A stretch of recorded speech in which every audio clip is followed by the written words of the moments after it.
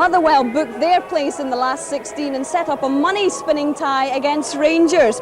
And at Rugby Park, Meadowbank Thistle earned a dramatic victory over Kilmarnock. Kilmarnock's record in Cup replays is far from impressive, and bad luck was to strike again in Scottish Cup replay number 13 against Meadowbank. Within half an hour, striker Ian Little gave the Edinburgh side the lead. The equaliser came 15 minutes from the end of normal time. Gus MacPherson's cross met by Hugh Burns to send the tie into extra time and ultimately to penalty kicks. Then, with Meadowbank leading 4-3 from the spot, Tommy Burns missed the chance to keep Killie in the cup. The save by Jim McQueen and a recurrence of a nightmare for the former Celt. 2 seasons ago, when Kilmarnock were the first Scottish Cup victims of penalty kicks, it was Burns who missed then. So victory for Meadowbank through to meet Morton in the next round, a win achieved in more dramatic circumstances than anyone knew. I thought our lads played with a lot of spirit. We had a bit of a calamity before the match. 4 of them took ill on the way down. Alan Banks, who's normally a left back, we had to leave out, and John Perry and Kevin Kane had to come off, and my own son Max battled through it. But we've got the lads in the dressing room there who are actually quite ill with this bug that's going about. Tenant Scottish Cup tonight. It was at Rugby Park, and it certainly produced some drama. It was Kilmarnock against Meadowbank. We join it midway through the first half. Kilmarnock struggling to cling on to their promotion hopes in the league, looking for a cup run as well. And this is what happened with 27 minutes gone. Watch for Ian Little on the end of this in the box. The looping header beats Bobby Geddes, and that's Meadowbank 1-up. 18-year-old Ian Little, but he was scoring goals when he was 16, so he hasn't lost the habit. 15 minutes from time, Kilmarnock really fighting for their cup lives at this stage. And there's Hugh Burns, the former Rangers player, with the chest control, just checking he wasn't offside. A quick glance at the far side linesman.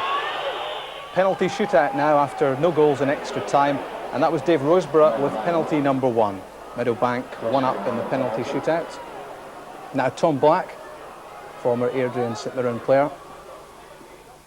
Well, he scored a cracker on Saturday, and that was 1-1 on penalties.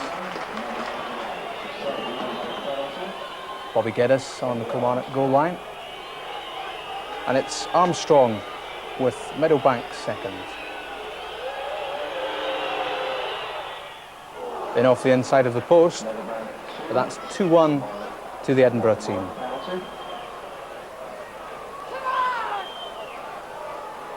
Roberts with the second for Kilmarnock.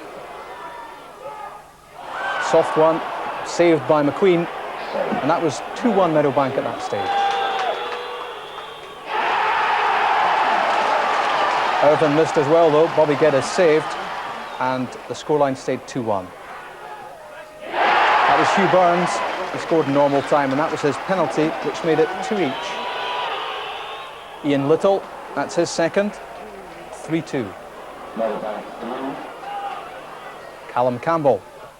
3-all.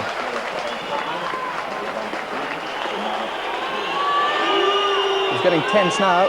Stuart Williamson for Meadowbank. Great penalty. Bobby Geddes guessed right but couldn't stop it.